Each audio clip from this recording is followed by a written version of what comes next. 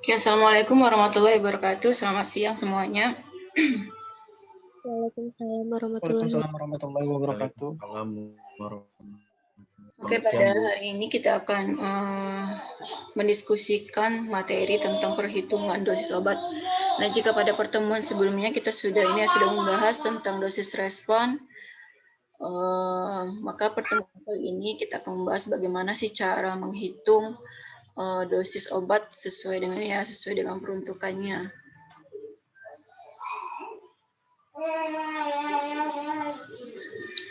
Nah, jadi kalau berdasarkan pengertian, dosis obat itu adalah sejumlah takaran obat yang diberikan kepada manusia yang dapat memberikan efek fisiologis. Nah, adapun tujuan perhitungan dosis obat itu yang pertama, setiap bahan kimia itu merupakan racun, termasuk obat. Nah, oleh karena itu, dosis itu harus diperhitungkan untuk memastikan bahwa obat yang diberikan itu dapat memberikan efek terapi yang diinginkan. Jadi kalau dia berlebihan dia akan bersifat racun. Nah, kalau dia kalau dosisnya itu kurang atau tidak sesuai juga tidak bisa tepat sasaran atau tidak bisa efektif dalam mengatasi masalah yang diinginkan. Nah, jadi ada beberapa dasar-dasar dari perhitungan dosis untuk perawat. Yang pertama, memahami perhitungan dosis individual bagi bayi, bagi anak-anak, lansia, orang dengan berat badannya ekstrim atau obesitas, dan pada pasien dengan fungsi ginjal dan hati yang terganggu. Nah, jadi kenapa sih adanya perbedaan perhitungan dosis sesuai dengan usia dan juga sesuai dengan kondisi seseorang. Nah, ini dikarenakan pada bayi, pada anak-anak dan lansia. Nah, ini kan merupakan golongan-golongan orang yang rentan, apalagi dalam segi imunitas dia berbeda dengan orang dewasa atau orang kebanyakan. Nah, oleh karena itu perhitungan dosisnya itu harus disesuaikan kembali dengan dengan itu tadi, biasanya dengan berat badan yang paling utama. Sebenarnya dosis itu yang paling tepat harus sesuai dengan berat badan. Jadi kalau dia sesuai dengan berat badan, otomatis dia tidak akan menghindari terjadinya kelebihan dosis dalam pemberian obat. Nah, selain itu kenapa sih berat badan yang dengan kondisi obesitas? Nah, biasanya obat-obat yang umum yang dijual di apotek-apotek ataupun yang ada di rumah sakit yang generik, nah itu biasanya dihitung berdasarkan berat badan orang dewasa normalnya atau umumnya berapa. Nah, jadi dosis itu dibuat berdasarkan berat badan orang dewasa yang normal. Nah, kalau dia obesitas berarti kan berat badannya itu tidak normal atau sudah berlebihan. Nah, itu berarti ada perhitungan lagi. Jadi disesuaikan kembali dengan berat badannya. Nah, pada pasien dengan fungsi ginjal dan hati yang terganggu, nah ini berarti tidak bisa diberikan obat-obat keras terlalu banyak ya, apalagi yang bisa mengganggu fungsi ginjal dan hati secara berkelanjutan. Nah, itulah kenapa golongan-golongan ini termasuk pada golongan-golongan yang perlu perhitungan dosis yang secara tepat dan akurat untuk menghindari terjadinya gangguan lebih lanjut terhadap tubuhnya. Lalu yang kedua menjadi dasar dalam perhitungan dosis yaitu untuk memahami satuan-satuan dosis yang digunakan dalam bidang farmasi atau obat dan cara mengkonversinya. Lalu yang ketiga adalah memahami perhitungan dosis yang harus diberikan berdasarkan sediaan yang ada atau yang tersedia. Lalu yang berikutnya adalah memahami cara menghitung luas permukaan tubuh. Dan yang terakhir adalah mengetahui sediaan obat. Nah, jadi ada beberapa istilah dosis, ada single dose. Nah, single dose ini diartikan sebagai dosis sekali pemakaian. Jadi contohnya adalah dosis sekali pakai, contoh obatnya adalah mebendazole, yaitu sebanyak 100 mg. Lalu ada daily dose. Nah, kalau daily dose ini dosis pemakaian 1 hari. Nah, ini contohnya adalah dosis pemakaian digitoxin sebanyak 100 mg per hari. Lalu yang berikutnya adalah dosis regimen, di mana jadwal waktu pemberian setiap dosis obat, misalnya dosis doxepin 75 mg sehari. Nah, jumlah tersebut dibagi dalam beberapa kali pemberian, sehingga total pemberian dalam sehari itu mencapai 75 mg. Lalu ada dosis lazim atau terapeutik. Nah, itu merupakan dosis untuk tercapainya efek terapi pada orang dewasa. Lalu ada dosis inisial atau loading dose. di mana dosis permulaan atau dosis awal pengobatan untuk mempercepat tercapainya kadar efektif minimal setelah pemberian loading dose dilanjutkan dengan maintenance dose atau dosis pemeliharaan. Nah, yang paling sering yang kita konsumsi atau yang kita gunakan yaitu dosis lazim ya. Jadi dosis untuk pada orang-orang dewasa dengan kondisi normal.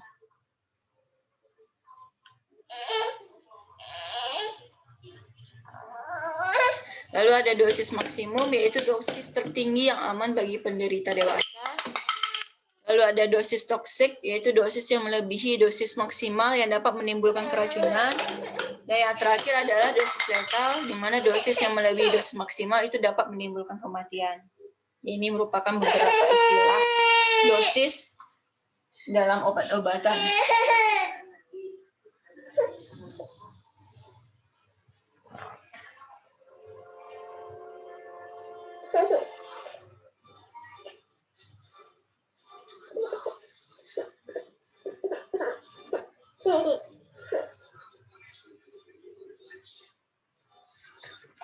Nah, ini merupakan durasi ya, hubungan antara durasi atau waktu konsumsi, lamanya konsumsi, dan juga konsentrasi dari obat yang dikonsumsi.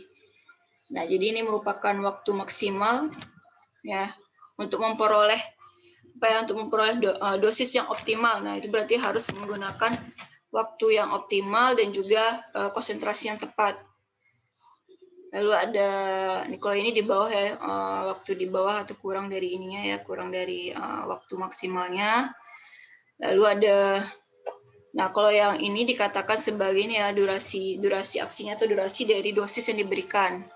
Jadi lamanya obat yang dikonsumsi, itu maksudnya. Jadi kalau untuk waktu terapi, nah inilah dia, berarti konsentrasinya termasuk dalam rentang konsentrasi maksimal. Nah, kalau dari segi waktu maksimalnya nih ya, waktu maksimal atau lamanya dosis atau lamanya konsumsi obat itu berdasarkan perhitungan itu berada di sini. Jadi nanti diuji coba misalnya dalam 1 hari, 2 hari. Nah, maksimalnya atau hasil optimal itu berapa hari sih dalam konsumsi obat-obatan dan lain sebagainya. Nah, jadi faktor-faktor yang mempengaruhi dosis, yang pertama adalah karakteristik dari fisiokimia obat. Nah,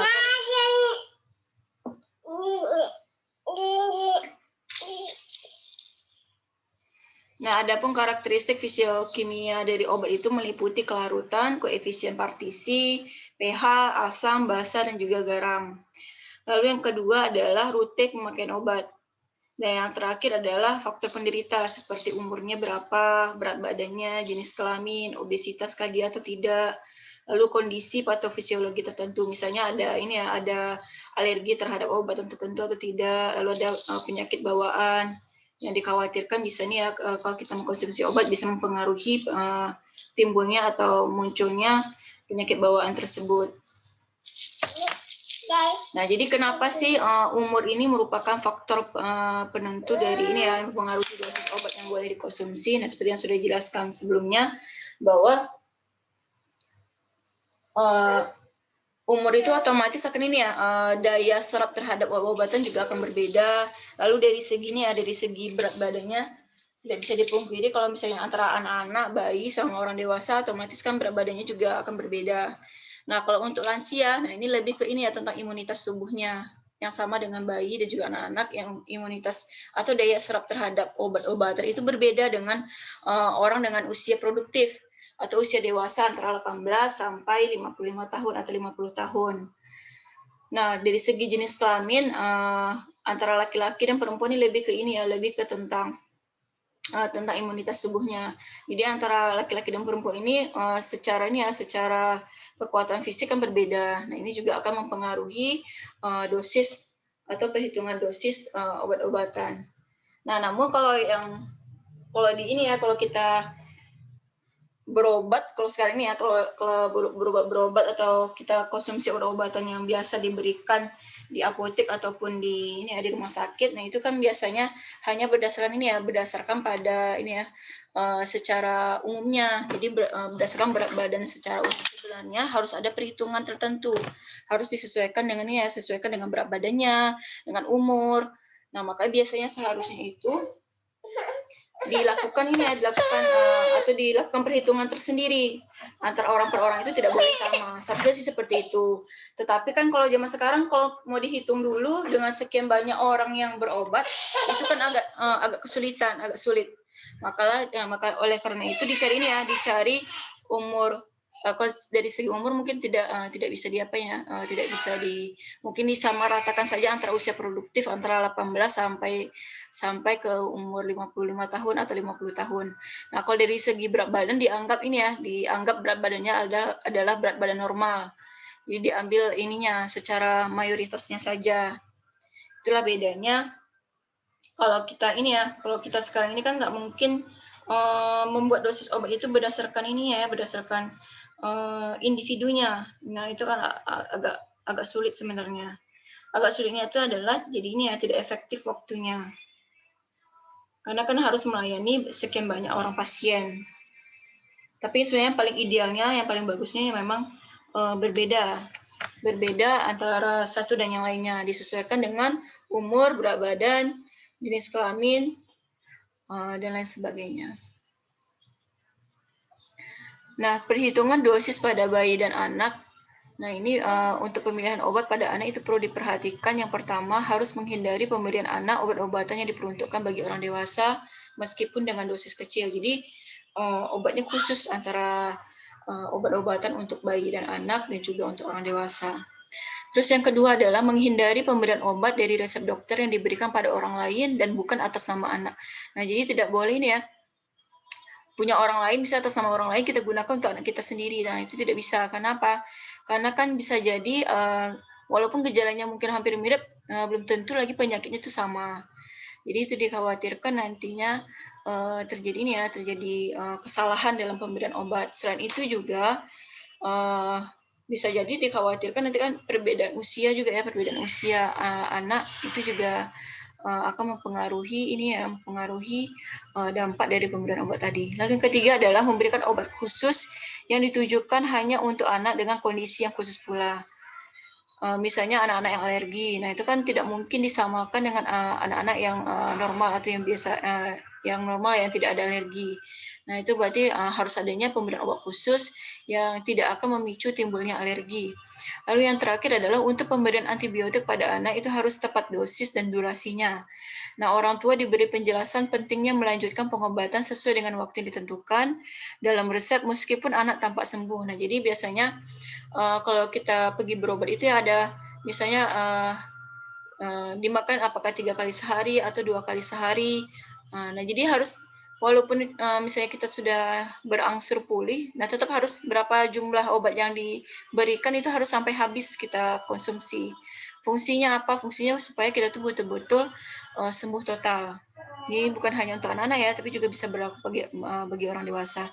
Karena apa? Karena biasanya jumlahnya itu juga sudah diperhitungkan ya, misalnya jumlah obat yang diberikan itu sudah diperkirakan untuk sekian hari, untuk sekian berat. Nah, itu ya sudah diperhitungkan biasanya sama apotekernya.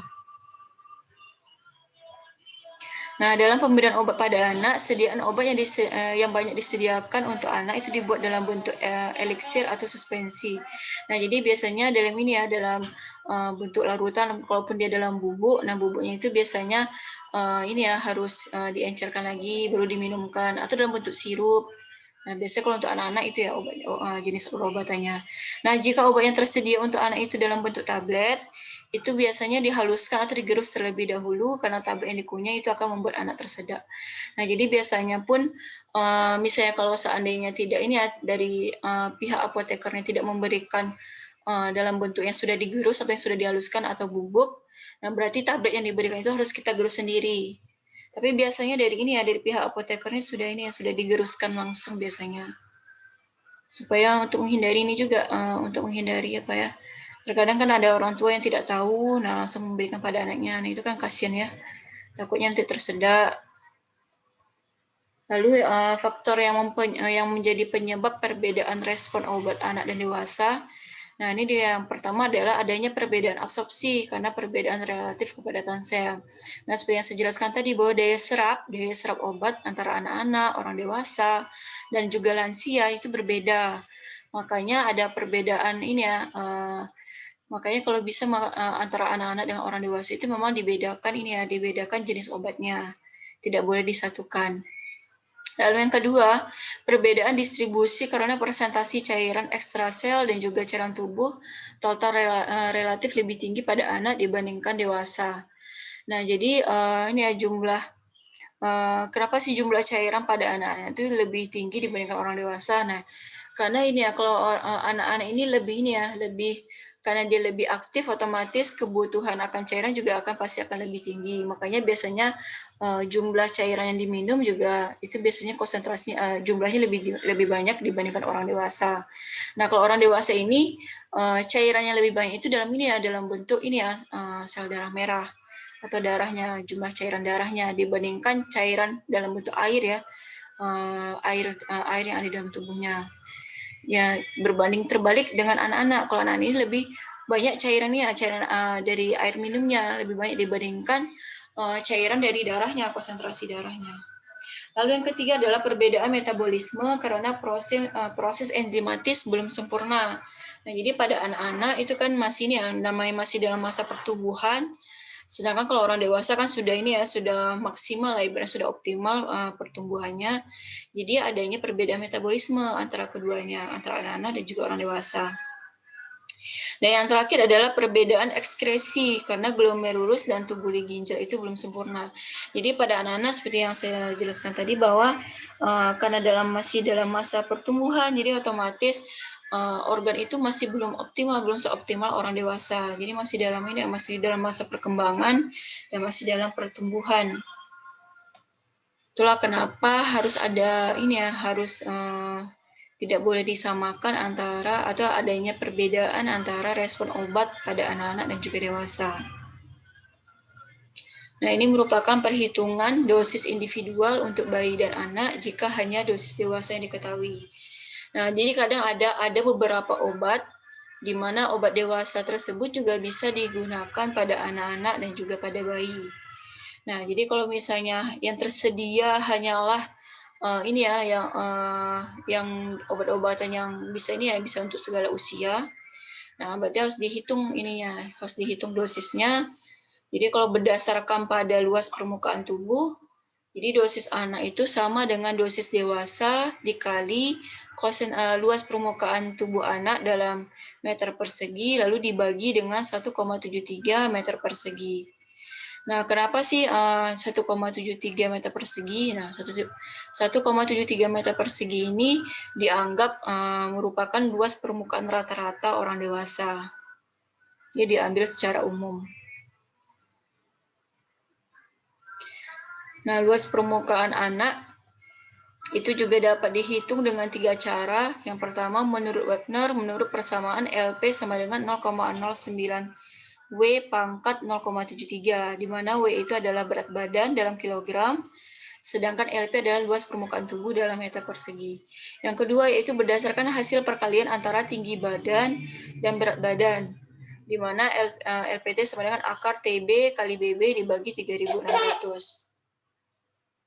Lalu yang ketiga berdasarkan pada nomogram West, ada ukur tinggi badan dalam sentimeter, lalu ukur berat badan dalam kilogram, lalu sehingga ditarik garis lurus yang menghubungkan antara TB dan BB tadi.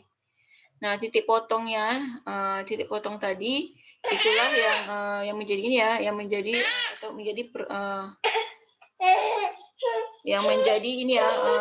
satuan atau skala untuk luas permukaan tubuhnya.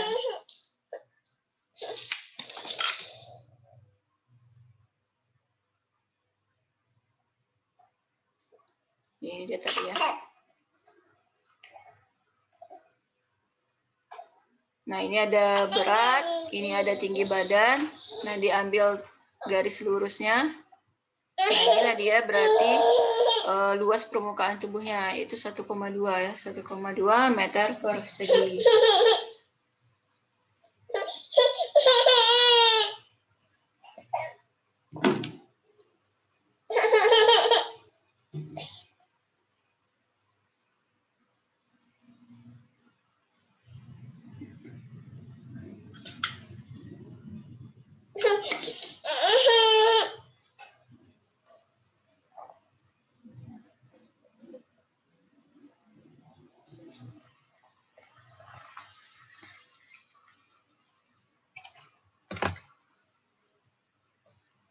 Oke, yang kedua yaitu berdasarkan berat badan. Nah, kalau berat badan ini menggunakan rumus Clark, di mana rumusnya yaitu DA sama dengan W dalam satuan kilogram dibagi 70 dikali dengan DD.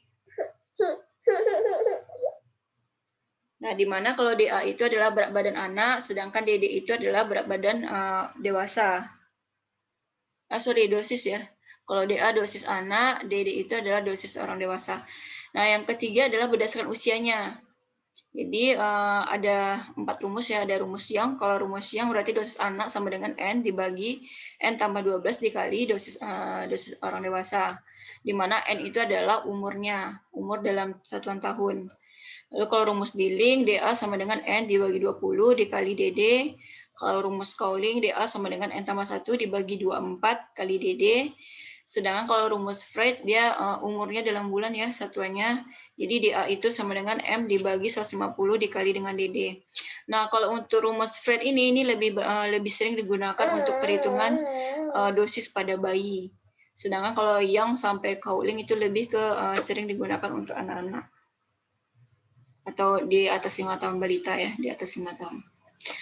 Nah, perhitungan dosis individual untuk bayi dan anak berdasarkan dosis setiap kilogram berat badan yang sudah diketahui. Nah, jadi kalau dia sudah diketahui dosis setiap kilogram berat badannya, maka perhitungan dosis pada pasien tinggal mengkalikan nilai dosis per kilogram berat badan dengan berat badannya. Misalnya, dosis paracetamol 5-10 mg per kilogram berat badan. Maka dosis untuk anak dengan berat badan 10 kg adalah 50-100 mg. Nah, jadi tinggal dikalikan aja ya. Jadi kalau dia 5, berarti 5 kali 10, maka mencapai 50. Kalau dia 10 mg per kilogram berat badan, maka tinggal dikalikan 10 dikali 10 kg. Jadi 100 mg yang harus diberikan dosisnya.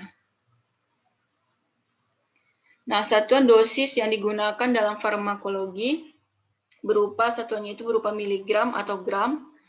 Nah, IU atau UI adalah International Unit atau unit internasional yang merupakan satuan dosis untuk obat yang sukar dimurnikan atau sukar ditentukan bobotnya seperti hormon, vaksin, dan produk biologi lainnya. Nah, jadi kalau persen ada beberapa macam, ada persen BB yaitu bobot per bobot, ada persen BV yaitu bobot per volume, ada persen VV yaitu volume per volume, ada persen VB atau volume per bobot. Nah, kalau persen BB itu berarti jumlah gram terlarut dalam 100 gram larutan. Kalau dia persen VB itu berarti jumlah mililiter zat terlarut dalam 100 gram larutan. Nah, menghitung dosis obat, jadi kebanyakan instruksi dan label obat itu ditulis dalam sistem pengukuran metrik. Jadi yang terukur, yang sudah ada ini ya, yang sudah angkanya. Nah, jika jumlah obat spesifik yang dibutuhkan sama dengan jumlah obat yang tertera dalam label obat, tidak perlu lagi dilakukan perhitungan dosis obat. Jadi bisa langsung aja digunakan. Dan obat dapat disiapkan dengan cara yang sederhana. Contohnya, misalnya kebutuhan dosis ibuprofen 400 mg secara oral ya, PO secara oral. Nah, dan di kemasannya itu tertulis ibuprofen 400 mg per tablet. Nah, jadi otomatis dia cuma satu kali pemberian obat. Jadi tidak perlu lagi dihitung berapa kali konsumsi atau dibagi berapa dalam sekali konsumsi. Jadi, tetapi bagaimana jika obat yang dibutuhkan dalam dosis 400 mg dan obat yang tersedianya itu adalah dosis 200 mg. Nah, otomatis berarti 400 mg dibagi dengan 200 mg. Otomatis berarti ada 2 tablet yang harus dikonsumsi oleh pasien tersebut. Ya, jadi kalau misalnya sediaannya adalah dosisnya 200 mg, sedangkan yang dibutuhkan adalah dosis 400 mg, jadi tinggal dibagikan saja antara yang dibutuhkan dibagi dengan yang tersedia. Ini dia perhitungan pemberian obat, jadi jumlah obat yang harus diberikan itu sama dengan dosis yang harus diberikan dibagi dengan dosis sediaan yang ada. Ini contohnya tablet atau kapsul, jadi dosis amoksilin untuk pasien A adalah 1000 mg, sedangkan sediaan yang ada itu dosisnya adalah 500 mg. Jadi berapa banyak sediaan kapsul amoksilin yang harus diberikan, tinggal dibagi aja ya. 1000 dibagi dengan 500 mg sama dengan 2. Berarti yang harus diberikan kepada pasien adalah 2 kapsul.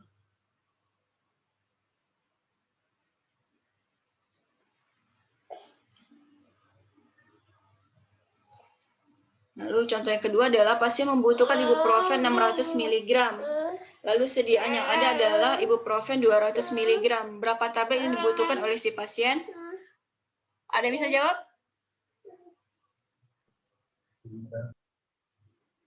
3, Bu. 3 tablet, Bu.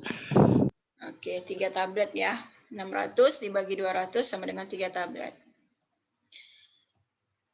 Lalu contoh berikutnya yaitu larutan atau sirup. Nah, jadi berapa mili sih sirup yang harus diberikan jika pasien membutuhkan 375 mg amoksilin untuk sediaan yang ada berupa sirup 200 mg per 5 mili. Ya. Ini sudah pakai mili-mili lagi ya. Sama-sama aja sih caranya. Berarti yang dibutuhkan adalah 375 mg, sedangkan sedianya adalah 250 mg per 5 ml. Jadi caranya adalah tinggal ini ya, dibagikan 375 dibagi 250 per 5 ml. Nah, jadi kalau mau ini namanya apa ya, dinaikkan ke atas, jadi dikalikan ke atas, jadi 375 per 250 dikali dengan 5 ml. Jadi hasilnya adalah 7,5 ml. Nah, di mana catatannya adalah 5 ml itu sama dengan 1 sendok teh. Dan 15 ml itu sama dengan 1 sendok makan. Nah, jadi kalau dia kalau 7,5 ml, berarti 15 bagi 7,5 sama dengan setengah. Berarti setengah sendok makan atau 1,5 sendok teh. Sama aja ya.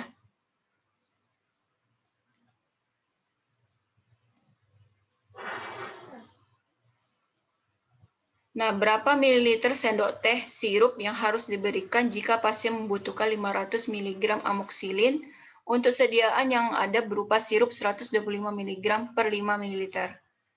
Nah, siapa yang bisa jawab? Silakan mencari.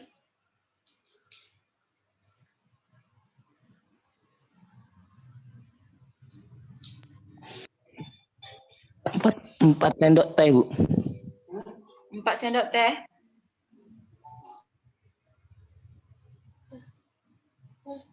Yang lain gimana? Sama? Iya, Bu, 4 sendok teh. Oke. Kalau ke sendok makan, berapa sendok makan? 1/4, 1/4 sendok makan. Oke, 1/4 ya, 1/4. Oke, 1/4 sendok makan. Nah, ini ada lagi yang ini untuk injeksi ya, injeksi dengan diinjeksi dengan IV atau IM ya, dan lain. Nah, kalau injeksi itu cara perhitungannya sama dengan larutan atau sirup. Jadi soalnya adalah berapa mililiter heparin yang harus diberikan jika pasien membutuhkan heparin 5.000 unit untuk sediaan heparin 10.000 unit per mililiter. Nah, caranya sama aja, 5.000 dibagi dengan 10.000 unit per 1 mililiter tadi ya, sama dengan 5.000 bagi 10.000 kali 1 mililiter sama dengan 0,5 mililiter. Jadi yang harus diinjeksikan sebanyak 0,5 mililiter. Nah, kalau ini dosisnya yang dibutuhkan lebih rendah ya, lebih rendah dibandingkan dosis sediaan yang ada. Nah, pemberian melalui infus. Jadi untuk menghitung dosis atau kecepatan infus yang tepat saat memberikan obat melalui infus, para medis itu harus mengetahui informasi sebagai berikut. Yang pertama adalah jumlah atau volume obat yang harus diberikan. Nah, kalau cara perhitungannya sama ini ya, jumlahnya. Lalu lama pemberian obat yang diinginkan. Jadi berapa lama sih obat itu akan diberikan. Dan yang ketiga, kecepatan infus yang diinginkan. Apakah sedikit-sedikit, temponya berapa ya, maksudnya tempo dari tetesan infus itu berapa lama. Lalu faktor alat atau jumlah tetes untuk setiap mililiter dalam infuset yang digunakan. Yang juga ini mempengaruhi ke kecepatan infus nanti ya. Jadi jumlah tetesan setiap mili itu akan mempengaruhi ke kecepatan dalam penentuan kecepatan infus yang diinginkan. Nah, jadi untuk menghitung atau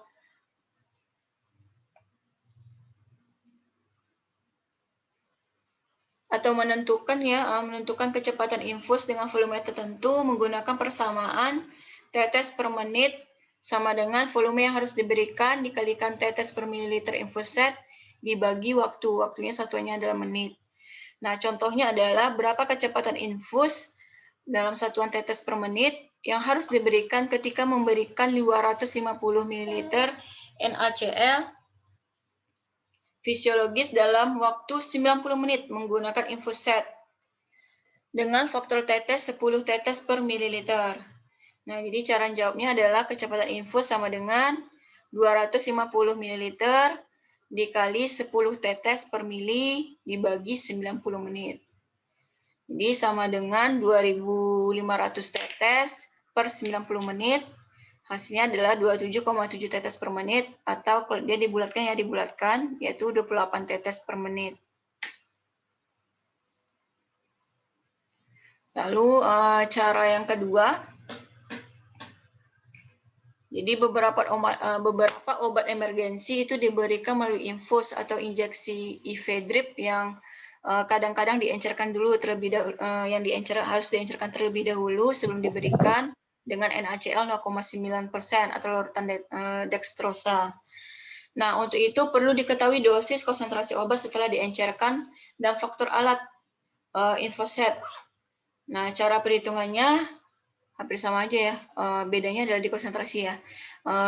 Kecepatan infus sama dengan dosis obat yang harus diberikan dikali tetes per mili infus set, lalu dibagi dengan konsentrasi obatnya. Nah, contohnya adalah dibutuhkan prokainamid melalui infus dengan dosis 3 mg per menit. Nah, obat yang ada adalah 1 gram. Nah, 1 gram itu dikonversikan sama dengan 1000 mg yang dilarutkan dalam 250 ml glukosa 5%. Lalu faktor infus set 60 tetes per mili. Berapa kecepatan infus tetes per menit yang harus diberikan? Nah, jadi dimasukkanlah tadi dosis yang dibutuhkan yaitu 3 mg per menit dikali 60 tetes per mili infus set dibagi dengan 1000 mg dibagi 250 ml. Tinggal dimasukkan, dikalikan, dibagi, nanti hasilnya 180/4 tetes per menit sama dengan 45 tetes per menit. Lalu pengenceran. Nah, untuk pengenceran obat, jika tidak dinyatakan lain, maka digunakan adalah Aquades. Nah, rumus pengenceran adalah, ini sudah pernah belajar ya di kimia dasar. Rumus pengenceran P1 kali V1 sama dengan P2 kali V2, atau V1 kali M1 sama dengan V2 kali M2. Di mana P itu adalah persen, sedangkan V itu adalah volume, dan M itu adalah molaritas. Contohnya, sediaan peroksida 25% B per V sebanyak 10 liter. Nah, yang diminta atau yang dibutuhkan adalah larutan dengan konsentrasi 3% B per V sebanyak 5 liter. Berapa peroksida 25% B per V yang diperlukan? Jadi, karena dia pengenceran, tinggal dimasukkan P1-nya 25% dikali V1 sama dengan 3% dikali 5 liter. Jadi diperolehlah V1-nya sama dengan 0,6 liter.